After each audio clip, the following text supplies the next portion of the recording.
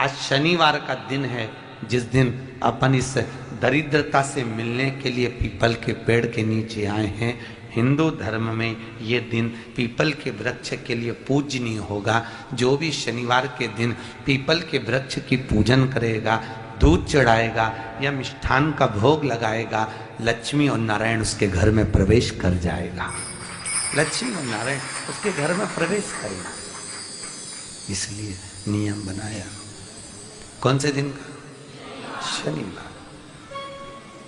लक्ष्मी जी बोली, नारायण आपने तो एक दिन का वार लिख दिया। शंकर जी ने 7 वार बनाए हैं, रविवार, सोमवार, मंगल, बुध, गुरु, शुक्र और शनि। ये शिव जी ने बनाया। अब एक दिन आपने अपना बना लिया, बाकी के दिन अगर कोई इस पीपल के वृक्ष के नीचे आएगा और यहां तो दरिद्रता बैठी है, तो उसका क्या होगा? भगवान नारायण बोले, सुन दरिद्रता, तेरे से एक विनती है, अगर कोई भी मनुष्य इस पीपल के पेड़ के नीचे अगर 7 दिन में आता है और उसके हाथ में अगर कोई सामग्री होती है तो तू उसके घर में प्रवेश नहीं करेगी। नियम है पीपल के वृक्ष का, या तो पानी का लोटा लेकर जाओ, कुंकू का चोपड़ा लेकर जाओ, शक्कर लेकर जाओ, या पेड़ के नीचे चींटी को डालने के लिए आटा ले जाओ, पर खाली हाथ पीपल के वृक्ष के नीचे कभी मत जाओ, कभी नहीं जाओ।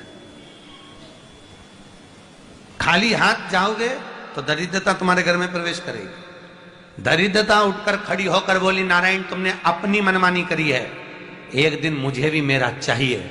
भगवान ने कहा, बोल कौन सा दिन चाहिए?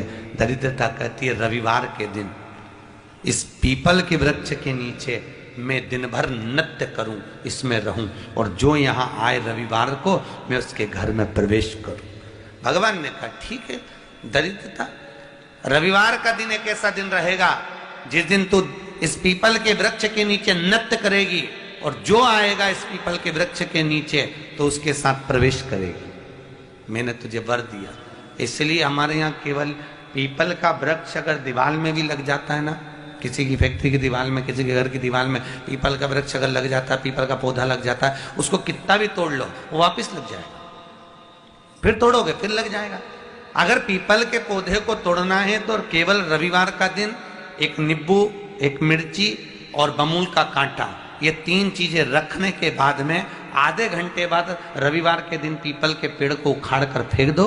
दूसरी बार कभी पीपल दीवार में लगता ही नहीं है, कभी नहीं लग सकता। केवल एक रविवार का, केवल एक संडे, इतवार का। घर में दीवारों पर अगर पीपल लग भी गया है, इसलिए पीपल के वृक्ष को उखाड़ने का, अगर घर में पीपल लगा हुआ है या पीपल का पौधा हमारे घर में लग गया, उसको उतारना, निकालना, लगाना, तो पीपल के वृक्ष को अगर निकाला जाता है तो रविवार के दिन, और अगर पीपल के वृक्ष को कहीं लगाया जाता है तो सोमवार के दिन या मंगलवार के दिन, बुधवार के दिन, इन दिनों में लगा सकते पीपल के वृक्ष कहीं लगाना। शनिवार का दिन एक ऐसा दिन होता है जिस दिन पीपल के वृक्ष को कहीं जाकर लगाया नहीं जाता, क्योंकि शनिवार के दिन पीपल के वृक्ष के नीचे लक्ष्मी रहती है। हम अपने हाथों से अगर पीपल का वृक्ष किसी दूसरी जगह पर शनिवार को रोपित करते हैं तो हमारे घर की लक्ष्मी अपने घर से छिन्न होकर चली जाती है। इसलिए शनिवार के दिन पीपल लगाया नहीं जाता, किसी के घर जाकर उसको वापस पलटा नहीं जाता। लग गया उसको डर। प्रभु मेरी धर्म पत्नी को कहाँ रखूं आप बताओ? वो तो जहां यज्ञ होता है, अनुष्ठान होता है, दान होता है, पुण्य होता है, सत्कर्म होता है, वहां जाने को तैयार नहीं। अब करूं क्या? भगवान ने बोला, एक काम करो। दुर्वासा जी बोले, जिसके यहाँ रात्रि में बर्तन झूठे पड़े रहते हो उसके घर में इस दरिद्रता को लेकर तुम प्रवेश कर जाना।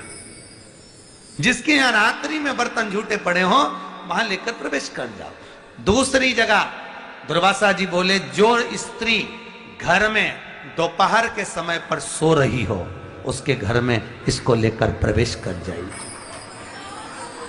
जो स्त्री दोपहर के समय में घर पर सो रही हो, इस दरिद्रता को लेकर प्रवेश कर जाइए। तीसरा, जिसके यहाँ पर दरवाजे पर कांटे वाले पौधे लगे हों उस घर में इस दरिद्रता को लेकर प्रवेश कर जाइए। दरिद्रता, कितनी सुंदर बात कही है। दाता और विधाता, कौन कौन?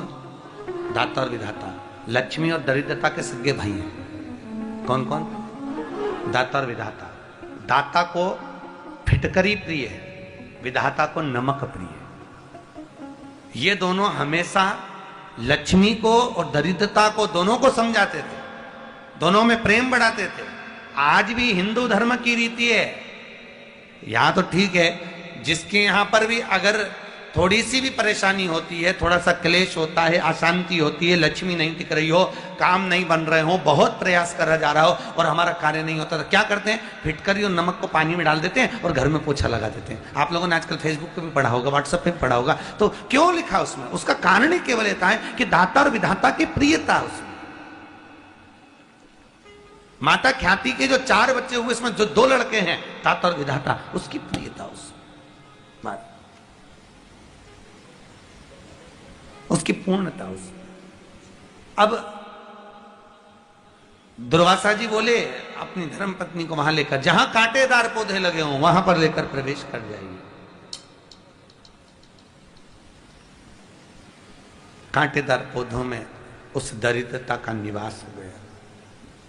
शंकर पर विश्वास रखकर एक एक पल, एक एक घड़ी, एक एक समय, एक एक नक्षत्र का शिव महापुराण में वर्णन है। यहां तक शास्त्र कहता है कि पीपल के वृक्ष की जब भगवान शिव रचना करे, पीपल के वृक्ष की जब रचना करी गई, तो उस पीपल के वृक्ष में भी कौन सा समय किसका है, ये शिव महापुराण वर्णन करती है। सुबह 4 बजे से लेकर 7:30 बजे तक पीपल के वृक्ष में ब्रह्मा जी का वासा होता है।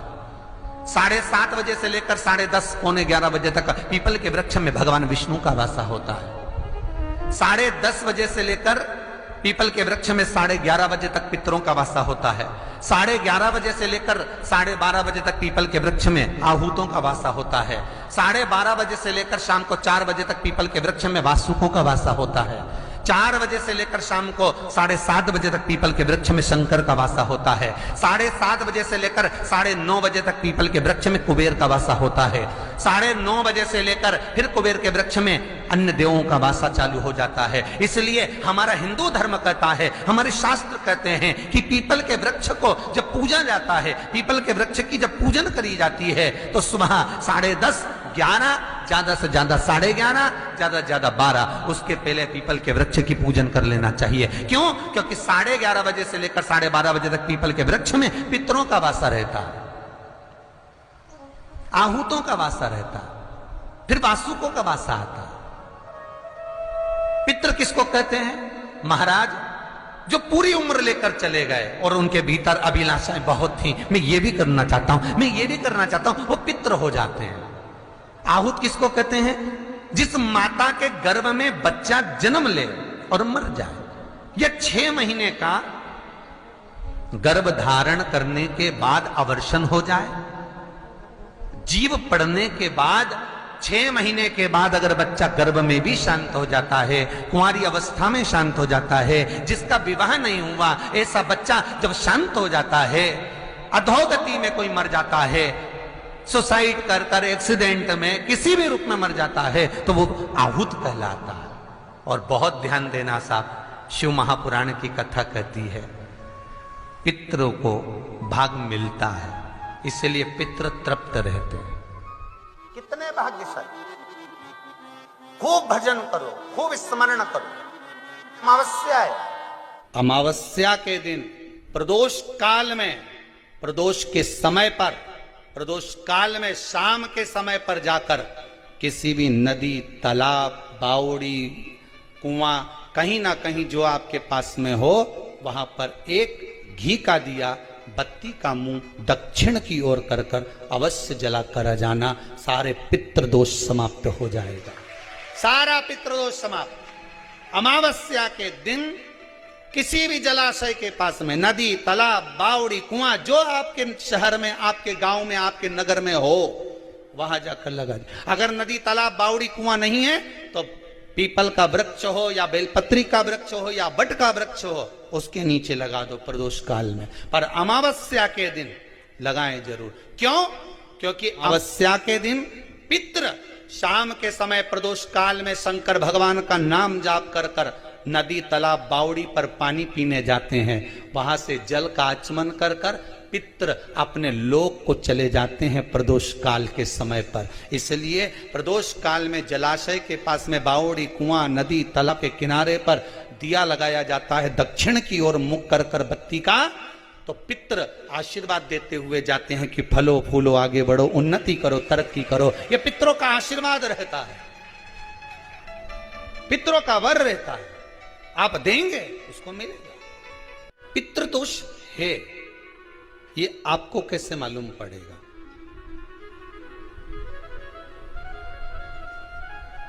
पितृ भूखे हैं इसका तो वर्णन हमने पहले कर दिया कि रात्रि को जब आप सोने के बाद में 1-1.5 घंटे बाद अगर आपकी नींद खुल जाए, 1 घंटा 1.5 घंटा आप सो लिए, उसके बाद जो नींद खुली तो 1-1.5 घंटे तक अगर आपको नींद नहीं आ रही है, रात्रि को सोने के बाद में 1 घंटे बाद जब उठे तो आपको प्यास लग गई, भूख लगने लगी, प्यास लगने लगी कि मेरे को पानी पीना पड़ेगा, घबराहट हो रही, पानी पीना पड़ेगा। 1-1.5 घंटे सोने के बाद अचानक नींद खुले और आपको प्यास लगे, समझ लेना आपके पितृ भूखे हैं और प्यास है।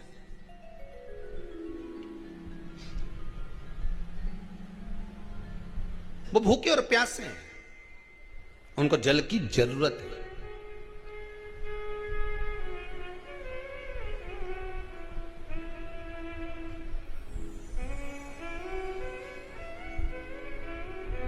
किसी भी नदी में, सरोवर में, कुंड में, बावड़ी में, तालाब में, आप तीर्थ में जाकर जब स्नान करते हैं तो स्नान करने के बाद एक काम का नियम बना लो कि अपने हाथ की अंजलि में जल लेकर अपने पूर्वजों को देना। प्यासे रहते हैं, भाग मांगते हैं।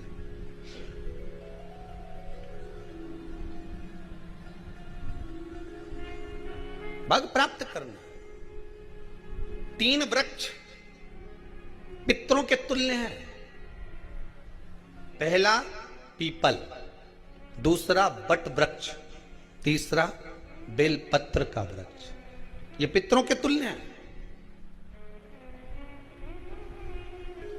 अगर आपको रात्रि में नींद नहीं आ रही है, ऐसा लगता है कि रात्रि को 1 घंटा 1.5 घंटा सोने के बाद कुछ गलत गलत विचार आने लगते हैं, नींद सुबह 3 बजे तक, 4 बजे तक नहीं आती, 4 बजे के बाद फिर नींद आती है, तो एक प्रैक्टिकल जरूर कर कर देखना।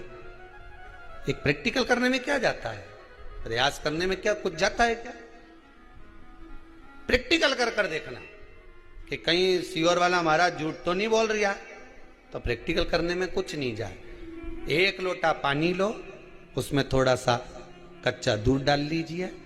बेलपत्री का पेड़ या पीपल का पेड़ या बट का पेड़, इन पेड़ के नीचे ले जाकर उस दूध को दोपहर में सुबह 10 बजे से लेकर 12 बजे के बीच में ले जाकर चढ़ा दीजिए। रात्रि को फिर ना आपको प्यास लगेगी, ना भूख लगेगी। नींद एक बार लगी तो सुबह ही खुलेगी। प्रैक्टिकल करने में क्या जाता है? पानी डालने में तुम्हारा कुछ जाएगा? अरे बोलो तो सरी, हमें 10 रुपया का दूध जरूर उसमें, और तुम इतनी चतुर हो, इतना सारा दूध थोड़ी डालोगी, तो 2 चिल्ला डालोगे। कहाँ तुम इतना डालने वाली हो है?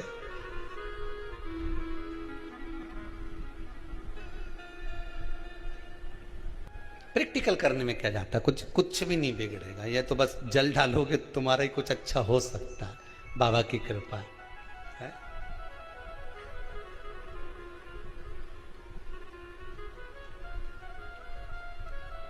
3 वृक्ष पितरों के तुल्य हैं। पहला जम के बोलिए पीपल, दूसरा बट वृक्ष, तीसरा बेलपत्री का वृक्ष। 3 पीपल के वृक्ष में 52,000 ब्राह्मण एक साथ निवास करते हैं, इसलिए पितृतुल्य है। बट वृक्ष ब्रह्मा जी के मस्तक से बना, इसलिए पितृतुल्य है। और बेलपत्री का वृक्ष माता पार्वती जी के अश्रु से बना। जब आंसू गिरे थे माता जगत जननी जगदम्बा पार्वती के, उस समय पर पितृलोक में हलचल उत्पन्न हो गई थी। हमारी नातिन की आंख में आंसू कैसे आ गए?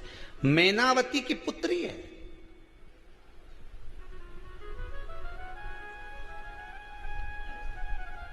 पितरों की नाती, इसकी अश्रु कैसे गिर गए?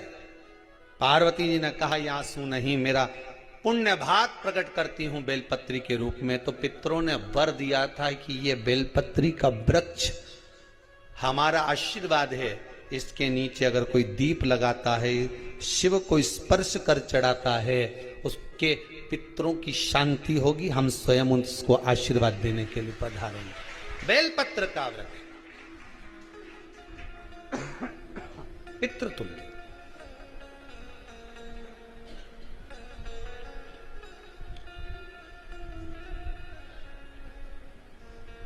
तो रात्रि को अगर भूख लग रही है, प्यास लग रही है, तो पितृदोष। दूसरा पितृदोष का लक्षण बताया, घर में कोई शुभ कार्य ना हो, वंश की वृद्धि ना हो, 1 रुपये कमाओ, 1.25 रुपये खर्च हो रहे हैं, पैसा 10 जगह से कमाई आ रही है पर घर में टिक नहीं पा रही है, आया गया, पितृदोष। जरा सी कटोरी पड़ी है, उसके पीछे विवाद चालू हो जाए, पानी ढुल गया, उसके पीछे विवाद हो जाए, या छोटी छोटी बात में घर में क्लेश मचा हुआ है, पितृदोष है। समझ लो हमारे पूर्वज हमसे खुश नहीं है, प्रसन्न नहीं। मौका लग जाए, सारी दुनिया के लोग तुमसे कह रहे हैं तेरे घर में पितृदोष है, 1 रुपये कमाते हो, 1.25 रुपये खर्च होता है, मानसिक टेंशन बना रहता है। घर में एक व्यक्ति बीमार है, ठीक हुआ, दूसरा बीमार पड़ गया, दूसरा ठीक हुआ, तीसरा बीमार पड़ गया, तीसरा ठीक हुआ, चौथा बीमार पड़ गया, मतलब कहीं ना कहीं पितृ का भाव, पितृदोष का वर्णन। किसी ने कहा तुमसे कि तेरे यहाँ पितृदोष है, तूने ब्राह्मण को भोजन करा दिया, पिंडदान करा दिया, तर्पण करा दिया, तिलांजलि करा दी, गया जी का श्राद्ध कर दिया, हरिद्वार चली गई, वहां पिंडदान करवा दिया, ब्राह्मण भोज करवा दिया, तिथि पर भोजन करवा दिया, सब कुछ करवा के देते। अब एक काम और करके देते, एक काम और करके देख लो। जब तुम घर में भगवान शंकर की आरती, तुम्हारे घर में शंकर जी का शिवलिंग है, भले काय का भी हो, छोटा सा, भले सियोर का कंकर शंकर हो, नर्मदा का कंकर हो, चाहे शंकर पारद के हो, पीतल के हो, स्टील के हो, लकड़ी के हो, जिसके भी हो, लोहे के हो, पाषाण के हो, जिसके भी हो, शंकर का शिवलिंग अगर हमारे घर में है और आप रोज प्रतिदिन भगवान की आरती करते हो, प्रतिदिन, और आपको लग रहा है कि मेरे यहाँ तकलीफ चल रही है, ये ठीक ही नहीं हो रही, लगभग 1.5 महीना आप कम से कम 45 दिन, 1.5 महीने के करीब में ऐसा प्रयास करना कि भगवान की आरती, शंकर भगवान के शिवलिंग की आरती करने के बाद उस दिए को भगवान के सामने मत रखो, उस दिए को उठाकर जहां तुम पानी का मटका रखते हो, हंडा रखते हो, जिससे तुम पानी पीते हो, तुम्हारे रसोई घर में जो पानी का मटका, हंडा, बाल्टी, आरओ का पानी जिस मटके में गिरता है, हंडे में गिरता है, जिसको हमारे यहाँ पितरों का स्थान कहते हैं, उस स्थान पर, उस मटके के पास में, उस हंडे के पास में, उस बाल्टी के पास में, जहाँ रसोई घर में पानी रखते हो, उस रसोई घर में पानी जहाँ रखते हो, उसके पास में उस दिए को भगवान के सामने नहीं रखना। आरती उतारने के बाद उस दिए को ले जाके सीधे परिंडे के पास में, उस हंडे के पास में, मटके के पास में उसको रखो। केवल 1.5 महीना कर देखना। 1.5 महीने के बाद तुम्हें मालूम पड़ेगा कि हम वापिस उन्नति की सीढ़ी पर चलना प्रारंभ करती है, हमें फल मिलना चाहिए। अब तुम्हें ना कहीं जाना है, ना कहीं आना है, ना कोई खर्चा है। खर्चा है क्या? ईमानदारी से बोलो, कोई तुम्हारा लाखों का रुपया लग गया क्या? रोज आरती करते हो रोज आरती। बस आरती का नियम बना लो कि हमको पितृदोष किसी ने बोला है, हमारे घर में अशांति है, पितृदोष है, कोई कह रहा है कि तुम्हारे घर में पितृदोष है, हमने सब कुछ करके देख लिया, अब हमें ये करना है कि महादेव की आरती जब होती है तो उसकी ज्योत का दर्शन करने पर 1000 कपिला गाय के दान का पुण्य मिलता है। तो ये पुण्य हम हमारे पितरों को देते हैं, जिससे उनकी मुक्ति हो जाए और हमें आशीर्वाद प्राप्त। उस दिए को नीचे नहीं रखना, आरती उतारने के बाद आरती पूरी हो जाए तब उस दिए को ले जाकर, जब आप ले जाकर उसको रखें तब उस स्थान पर रखें जहां पितरों का स्थान, जहां पितरों का स्थान।